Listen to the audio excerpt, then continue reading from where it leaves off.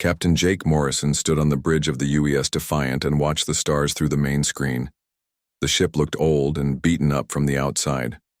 Paint was peeling off the hull in several places. Some of the armor plates were different, colors where they had been replaced with whatever the crew could find. To anyone looking at it, the Defiant appeared to be nothing more than an old cargo ship that someone had tried to turn into a warship. Jake knew that was exactly what they wanted people to think.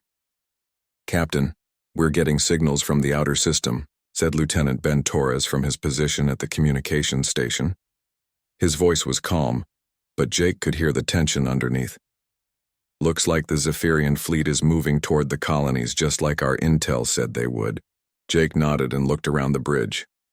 His crew was small, only 12 people to run the entire ship. Most military vessels this size needed at least 50 crew members. But the Defiant was not like most ships. Nothing about it was normal, even though it looked like the most ordinary vessel in space. Commander Lisa Carter walked over from her tactical station. She was young for a commander, only 32, but she had more combat experience than officers twice her age. "Sir, the Zephyrian advanced scouts are sending data back to their main fleet. They're cataloging our ship as a modified cargo hauler. Threat level minimal." "Good," Jake said with a small smile. "Let them keep thinking that." The plan had taken 3 years to put together.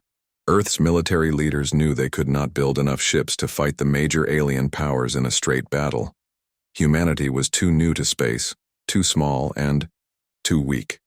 But humans had one advantage that none of the alien races understood. Humans were very good at lying. The Defiant had started life as a cargo ship. That much was true. But over the past 2 years, it had been completely rebuilt from the inside out. What looked like old patched armor was actually the most advanced defensive system ever created. The engines that appeared to be barely holding together could accelerate faster than anything else in known space. And the weapons that looked like they had been bolted on as an afterthought could destroy targets in ways that would make alien scientists question everything they thought they knew about physics. "Danny, how are our systems looking?" Jake called down to the engine room through the ship's intercom. Chief Engineer Danny Roberts' voice came back, crackling with static. "All green down here, Captain. The fake damage reports are broadcasting perfectly. To anyone scanning us, we look like we're held together with hope and spare parts." Jake walked to the center of the bridge and looked at the tactical display. Red dots showed the positions of the Zephyrian fleet. There were over 200 ships, ranging from small destroyers to massive dreadnoughts that could level entire cities. The largest human fleet ever assembled had only 40 ships, and most of those were actually converted cargo vessels like the Defiant was supposed to be. "Sir," said Dr. Amy Phillips from the science station, "I'm reading massive energy. Signatures from the alien fleet. They're not even trying to hide their approach. They think this is going to be easy." Amy was right. For the past 5 years, the Zephyrian Empire had been expanding into human space, taking one colony after another. They moved slowly and methodically, like they were cleaning up trash rather than fighting a war. Human resistance had been brave but ultimately useless. Earth's ships were outgunned, outmanned, and outclassed in every possible way. At least that's what the Zephyrians believed. "Captain," Lisa said, studying her screens, "long-range sensors show a single Zephyrian destroyer breaking off from the main fleet. It's heading directly for us." Jake felt his heart rate increase slightly, but he kept his expression calm. This was the moment they had been preparing for. "Just one destroyer?" "Yes, sir. The rest of the fleet is continuing toward the colonies. They're treating us like we're not even worth their time." Ben looked up from his station. "Sir, I'm intercepting their communications. The destroyer captain is complaining about having to waste time on what he calls a pathetic human rust bucket. He's asking his admiral why they don't just ignore us completely." "And what did the admiral say?" Jake asked. "He told the destroyer, 'Captain, to swat the pest and catch up with the fleet,'" Ben replied. Jake almost felt sorry for the destroyer crew. They had no idea what they were flying into. The Zephyrians had gotten used to fighting humans who were desperately trying to survive with inferior technology. They expected human ships to run away or die quickly. They had never faced a human ship that was pretending to be weak while actually being the most dangerous vessel in space. "Lisa, what's our status?" Jake asked. All weapon systems are online and ready but still hidden, she replied. Our defensive screens are active but disguised to look like standard cargo ship shields. The enemy destroyer should reach us in approximately 18 minutes. Jake sat down in his captain's chair and thought about the thousands of people living in the colonies behind them. Men, women, and children who were counting on Earth to protect them. For too long, humanity had been the victim in this war. Today that was going to change. Pilot Officer Kelly Wright, take us toward the destroyer, Jake ordered. Make it look like we're trying to run away, but not very well. Kelly, who was barely 25 but could fly anything with engines, began maneuvering the ship. To outside observers, it would look like the Defiant was attempting to escape, but was too slow and clumsy to get away. In reality, Kelly was positioning them perfectly for what was about to happen. Sir, Amy said, the destroyer is powering up its main weapons. They're preparing to fire. Jake looked around at his crew. These 12 people were about to make history. They were about to show the galaxy that humanity was not the weak, primitive species that everyone thought they were. They were about to prove that sometimes the most dangerous enemy was the one you didn't take seriously. All hands, prepare for combat, Jake announced over the ship's intercom. Remember, we get one chance to do this right. After today, no one will ever underestimate a human ship again. The destroyer was now close enough to see on the main screen. It was sleek and powerful, bristling with weapons and armor. It looked like it could destroy 10 ships like the Defiant without breaking. A sweat. Its captain probably thought this would be over in seconds. He was about to learn that humans were full of surprises.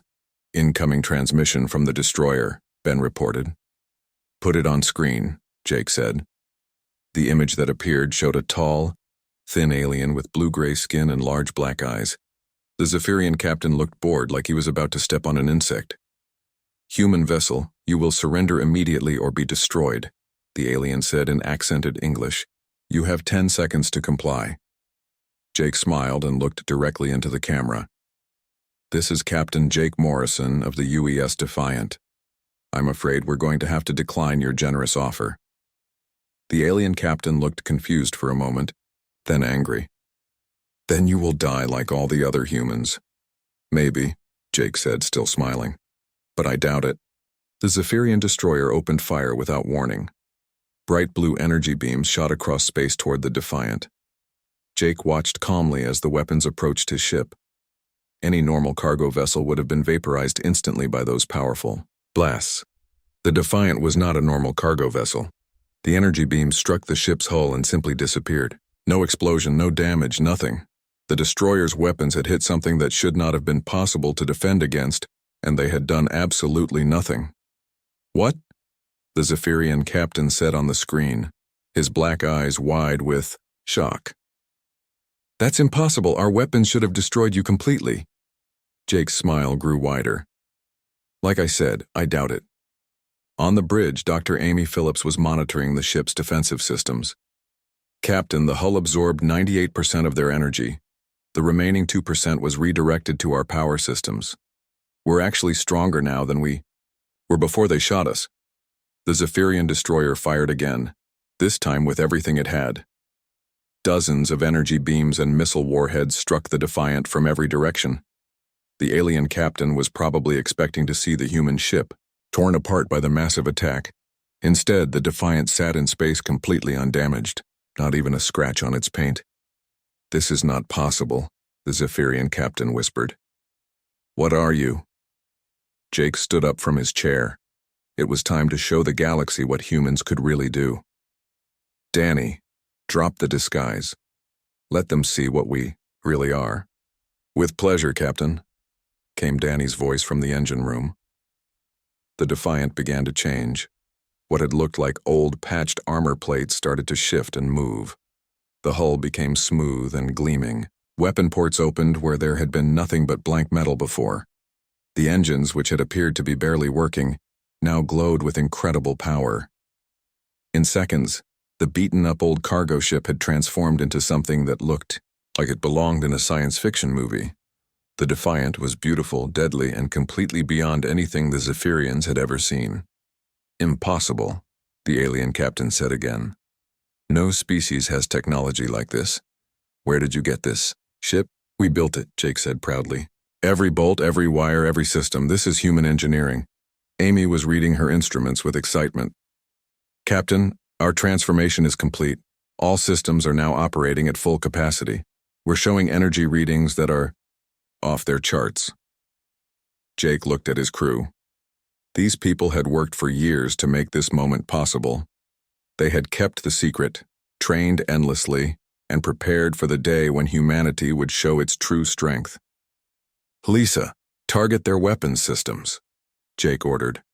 Commander Lisa Carter's fingers moved across her tactical controls. Quantum pulse cannons are locked on target, sir, ready to fire on your command. The Zephyrian captain was frantically talking to someone off-screen, probably reporting the impossible situation to his superiors. Jake could imagine the confusion and panic that was spreading through the alien fleet as they tried to understand what they were seeing. Ben, are you recording all of this?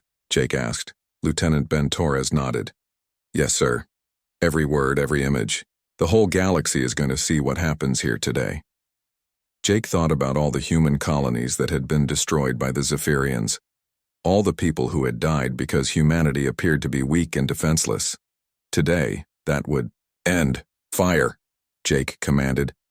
The Defiance weapons were unlike anything that existed in known space. Instead of simple energy beams or explosive missiles, they fired concentrated bursts of quantum energy that could rewrite the basic laws of physics in small areas of space.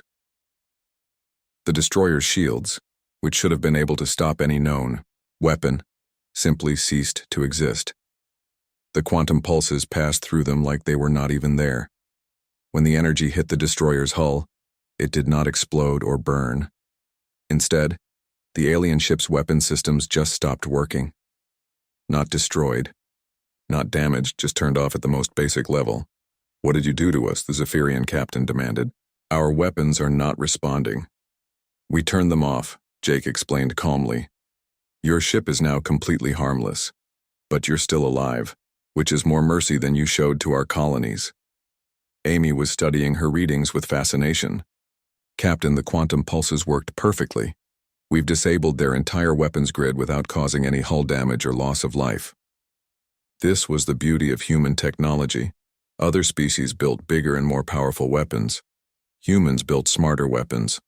Why destroy an enemy ship when you could simply make it harmless? Kelly, take us closer to the destroyer, Jake ordered.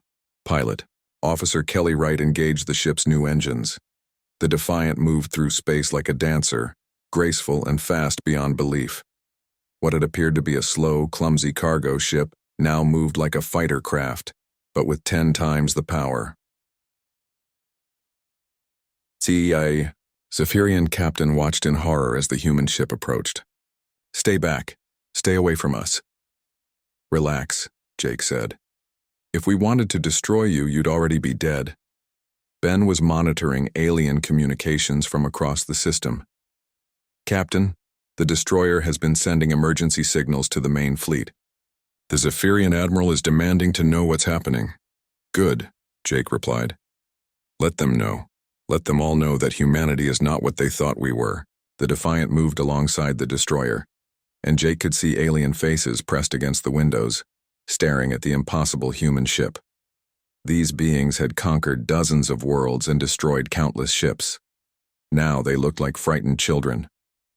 Amy, scan their ship, Jake ordered. I want to know everything about their technology. Dr. Phillips ran her sensors over the alien vessel. Captain, their technology is actually quite primitive compared to ours. They rely on brute force rather than smart engineering. No wonder. They didn't understand what they were seeing when our hull absorbed their weapons fire. Jake nodded. This was exactly what Earth's scientists had predicted. The major alien powers had been in space for centuries, but they had become comfortable with their existing technology. They had stopped innovating, stopped pushing the boundaries of what was possible. Humans, on the other hand, had been in space for less than 100 years. They were still hungry, still eager to learn and grow and build better things. While the aliens had been resting on their achievements, humanity had been working. Lisa, what's the status of the main Zephyrian fleet? Jake asked. Commander Carter checked her long-range sensors. They've stopped their advance toward the colonies, sir. It looks like they're waiting to see what happens here. Jake smiled. The Zephyrian admiral was probably trying to figure out how one human ship had disabled his destroyer without even trying. Soon he would have to make a decision. He could retreat and admit that humans were more dangerous than he had thought, or he could send more ships to investigate. Jake hoped he would send more ships. The galaxy needed to learn that humanity was no longer the weak, primitive species that could be pushed around by anyone with bigger guns. Ben, open a channel to the Zephyrian fleet, Jake commanded. Channel open, sir. Jake looked directly into the camera. Somewhere out in space, alien commanders were watching and listening to every word he said. This is Captain Jake Morrison of the United Earth ship Defiant. Your destroyer attacked us without provocation, and we have defended ourselves. Your ship is disabled, but your crew is unharmed. You have one chance to withdraw from human space. Peacefully. If you refuse, we will show you what human ships can really do. Admiral Vextar stared at the screen in his command center aboard the Zephyrian flagship. The impossible had just happened. A single human cargo ship had defeated one of his destroyers without taking any damage. His weapons officer kept running diagnostics, insisting that their sensors must be malfunctioning. Sir? His communications officer said nervously. The human captain is waiting for your response. Vextar had been conquering primitive worlds for over 30 years. He had never seen anything like what just occurred. The human ship had absorbed weapons fire that should have vaporized it, then disabled his destroyer with technology he did not understand. Send 3 heavy cruisers, Vextar ordered. Full weapons loadout. I want that human ship destroyed, and I want to know how they built it. On the bridge of the Defiant, Ben Torres reported the incoming ships. Captain, 3 large vessels are breaking off from the main fleet. They're heading straight for us. Jake looked at the tactical display. The 3 cruisers were each 5 times larger than the destroyer they had just defeated. Together, they carried enough firepower to level a small moon. Any normal ship would have run away as fast as possible. The Defiant was not going to run. Kelly, plot a course through the asteroid field, Jake commanded. Pilot Officer Kelly Wright looked up in surprise. Sir, the asteroid field. That's between us and the incoming cruisers. It would be suicide to fly through there during a battle. Jake smiled. Trust me on this one. As the Defiant moved toward the floating rocks, Amy Phillips monitored the approaching enemy ships. Captain, the cruisers are spreading out into attack formation. They're planning to surround us. Let them try, Jake replied. The asteroid field was dense, with rocks ranging from the size of cars to the size of buildings floating in a chaotic pattern. Most ship captains avoided flying through such areas because one collision could destroy their vessel. The Zephyrian cruisers slowed down as they entered the field, being careful not to hit anything. The Defiant did not slow down at all. Kelly guided the ship through the asteroids like she was dancing. The Defiant twisted and turned between the floating rocks at speeds that should have been impossible for such a large vessel. The advanced engines and computer systems allowed the ship to calculate safe paths through the chaos in real time. This is incredible, Amy said, watching their movement through the field. We're moving at maximum speed through obstacles that would destroy any other ship. Behind them, the 3 Zephyrian cruisers were struggling to keep up. Their larger size made it difficult to navigate between the asteroids, and they had to move slowly to avoid collisions. Lisa, are our weapons ready? Jake asked. Commander Lisa Carter checked her systems. All weapons online, sir. The quantum pulse cannons are fully charged. Jake studied the tactical display. The 3 enemy ships were spread out in a line, trying to prevent the Defiant from escaping. They had no idea that escape was the last thing on his mind. Fire at the lead cruiser, Jake ordered. The Defiant's weapons fired through the asteroid field with perfect accuracy. The quantum pulses passed harmlessly through the floating rocks, but struck the Zephyrian cruiser with devastating effect. Unlike the destroyer, which had simply been disabled, the cruiser's hull began to buckle and twist as the quantum energy rewrote the basic structure of its metal. Direct hit, Lisa reported. The enemy vessel is losing structural integrity. The Zephyrian cruiser tried to return fire, but its weapons could not lock onto the fast-moving Defiant as it weaved through the asteroids. The few shots that came close struck the floating rocks instead of their target. Second cruiser is moving to flank us, Amy announced. I see it, Kelly replied, spinning the Defiant around a massive asteroid and accelerating toward the second enemy ship. The second cruiser fired everything it had at the approaching human vessel. Energy beams and missiles filled the space around the Defiant, but Kelly's piloting skills and the ship's advanced systems allowed them to dodge every shot. When the Defiant was close enough, Jake gave the order to fire again. This time, the quantum pulses struck the cruiser's engines. The alien ship suddenly lost power and began drifting helplessly through the asteroid field. 2 down, 1 to go, Lisa said with satisfaction. The third cruiser had been trying to circle around behind them, but now its captain seemed to realize that his 2 companion ships had been defeated.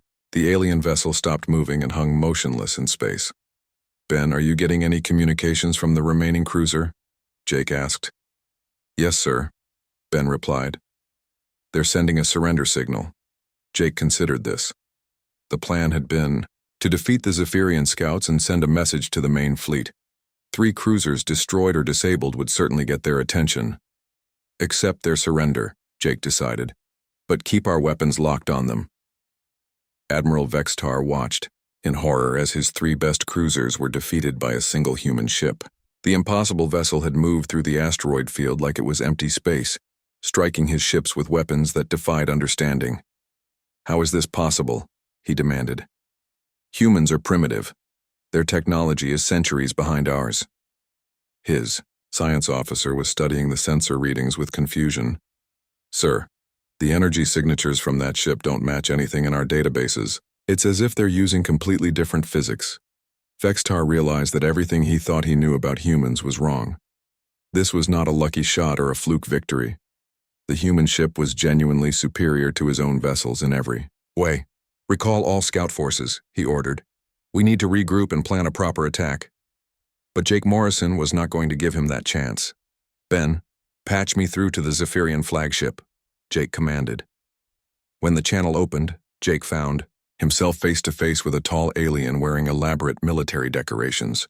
This had to be the fleet commander.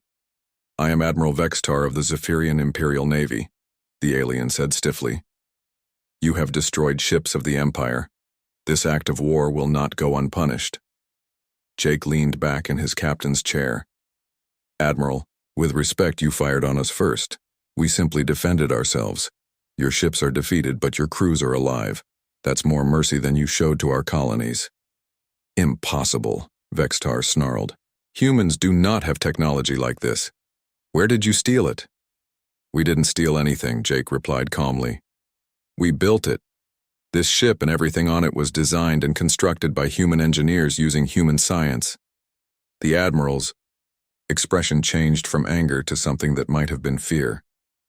That cannot be true. Our intelligence reports say humans are barely capable of spaceflight. Your intelligence reports are wrong, Jake said. We've been letting you think we were weak while we prepared for this moment. The question now is what you're going to do about it. Amy was monitoring the main Zephyrian fleet with growing excitement. Captain, their ships are pulling back from the colonies. It looks like they're regrouping around the flagship. Jake nodded. This was the moment he had been waiting for. The Zephyrian admiral had to make a choice.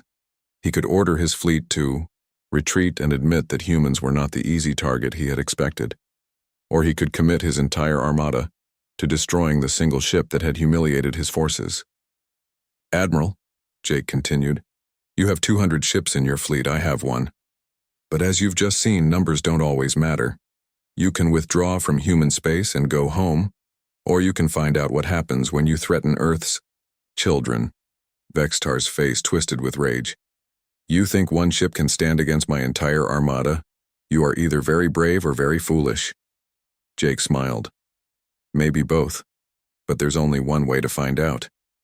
The alien admiral cut the communication without another word. On the tactical display, Jake could see the Zephyrian fleet beginning to move. All 200 ships were turning toward the Defiant's position. Looks like he's made his choice, Lisa observed. Jake stood up and looked around at his crew. All right, people. This is it. We're about to face the largest alien fleet ever assembled. Any regrets? Danny's voice came over the intercom from the engine room. Only that we didn't do this sooner, Captain. The rest of the crew nodded in agreement. They had trained for this moment, prepared for it, dreamed of it. Now they would find out if one human ship could really defeat an entire armada. 200 Zephyrian warships moved through space like a deadly cloud. Admiral Vextar had arranged them in a perfect sphere around the Defiant's position. No matter which direction the human ship tried to run, it would face dozens of enemy vessels. The formation was designed to ensure that nothing could escape. Jake Morrison stood on his bridge and watched the enemy fleet surround them. Each alien ship was larger and more heavily armed than anything Earth had ever built. Together, they carried enough firepower to destroy entire star systems. Captain, Amy Phillips said quietly, I'm reading massive energy buildups from the entire fleet. They're preparing to fire everything at once. Jake nodded calmly. Amy, it's time to show them our final surprise. Activate the replication system. Amy's fingers moved across her control panel. Replication system online, sir. Beginning matter conversion in 3, 2, 1. Space around the Defiant began to change. Tiny particles of dust and debris that floated between the stars started moving toward the human ship. As they touched the hull, they were absorbed and converted into raw materials. What's happening? Admiral Vextar demanded from his flagship. His sensors were showing impossible readings from the human vessel. The Defiant began to grow. Not just larger, but it started to divide into multiple copies of itself. One ship became 2, then 4, then 8. Each new vessel was identical to the original, with the same weapons, the same defenses, and the same crew. Sir, the Zephyrian science officer said in a shaking voice, the human ship is replicating itself using matter from space. This should be impossible according to every law of physics we know. Within minutes, there were 50 identical copies of the Defiant floating in formation, then 100. The process continued until 200 human ships faced the Zephyrian Armada. Jake spoke to his crew and his voice was heard on every replicated ship at the same time. All vessels, this is Captain Morrison. We are no longer one ship against 200. We are 200 ships with the same mission. Protect Earth. Protect humanity. Show the galaxy what we can do. Admiral Vextar stared at his screens in complete shock. How is this possible? On the original Defiant, Danny Roberts explained the technology to his captain. Each replicated ship shares our consciousness and memories, sir. They're not copies, they're extensions of us. We can coordinate perfectly, because we're all the same mind in different bodies. The Zephyrian admiral tried to understand what he was seeing. His fleet of 200 ships now faced an equal number of human vessels. But these were not ordinary human ships. These were copies of the vessel that had already defeated his best cruisers without taking any damage. All ships open fire, Vextar commanded desperately. Destroy them all. The alien armada fired everything they had. Thousands of energy beams and missiles filled the space between the two fleets. It was the largest display of firepower ever seen in that part of the galaxy. Every shot missed. The human ships moved like they were dancing. They twisted and spun through the incoming fire with perfect coordination. Each Defiant knew exactly where every other Defiant was going to be, so they could move as one giant organism instead of individual ships. Return fire, Jake ordered. 200 human ships fired their quantum pulse cannons at the same time. The combined energy was beyond anything the Zephyrians had ever experienced. Their shields, which had protected them from every known weapon, simply ceased to exist. Alien ships began to shut down all across the battlefield. Not destroyed, not exploded, just turned off. Their weapons stopped working, their engines went quiet, and their life support systems switched to emergency power. The crews were alive but completely helpless. Impossible, Vextar whispered as he watched half his fleet become powerless in seconds. What are you? Jake's voice came over the communication channel, reaching every ship in the Zephyrian fleet. We are humans, Admiral. We are the species you thought was weak and primitive. We are the people whose colonies you destroyed without a second thought. The human fleet continued its attack. Ship after ship in the alien Armada was disabled by weapons that rewrote the laws of physics. The Zephyrians tried to fight back, but their technology was like throwing rocks at a thunderstorm. "Sir," the alien communications officer said, "we're receiving surrender requests from over 50 of our ships. Their captains are asking permission to give up." Admiral Vextar looked around his command center. His officers were staring at him with fear in their eyes. The greatest fleet in Zephyrian history was being defeated by ships that should not have been able to exist. "How many of our vessels are still operational?" he asked. "Less than 30, sir, and that number is dropping fast." Jake watched as the last few Zephyrian ships tried to retreat. The human fleet could have destroyed them easily, but instead they simply surrounded the alien vessels and waited. "Admiral Vextar," Jake said over the open channel, "your fleet is defeated. Your ships are disabled, but your crews are alive. You have two choices. Surrender now and return to your own space, or we will show you what our weapons can do when we're not being merciful." The alien admiral's shoulders slumped in defeat. He had commanded fleets that conquered dozens of worlds. He had never imagined that he would be forced to surrender to a single enemy ship, even if that ship had somehow become 200. "I surrender," Vexitar said quietly. "On behalf of the Zephyrian Imperial Navy, I surrender to the human fleet." Jake felt a moment of satisfaction, but it was mixed with sadness for all the humans who had died before this day. "Your surrender is accepted, Admiral. All Zephyrian forces will withdraw from human space immediately. You will not return. If any Zephyrian ship is detected in our territory again, we will not be so merciful." As the defeated alien fleet limped away toward their homeworlds, Jake addressed his crew one final time. "All ships begin the return sequence. It's time to go home." The replicated ships began to merge back together, their matter returning to the original Defiant. Within an hour, there was once again only one human vessel floating in space.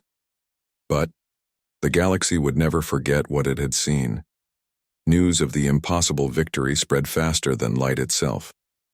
Every species in known space heard about the human ship that had defeated an entire armada.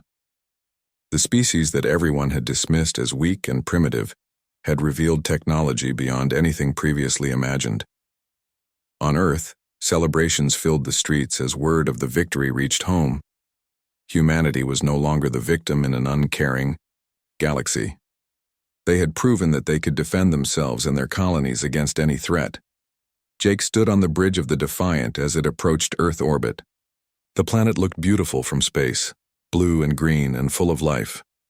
It was worth fighting for, worth protecting, worth everything they had sacrificed. "Captain," Amy said, "we're receiving a transmission from Earth Defense Command. They want to know if we need any assistance." Jake smiled. "Tell them we're fine. Tell them the colonies are safe. And tell them that no one will ever underestimate humanity again." The ship that nobody had feared had crushed an armada and changed the galaxy forever. Other species would think twice before threatening human worlds. Earth's children could now travel between the stars knowing that they were protected by technology and courage that no enemy could match. As the Defiant entered Earth's atmosphere, Jake thought about the future. Humanity had announced its presence to the galaxy in the most dramatic way possible. From now on, when alien species looked at human ships, they would remember this day. They would remember that sometimes the most dangerous enemy was the one you underestimated. The age of human weakness was over. The age of human strength had begun.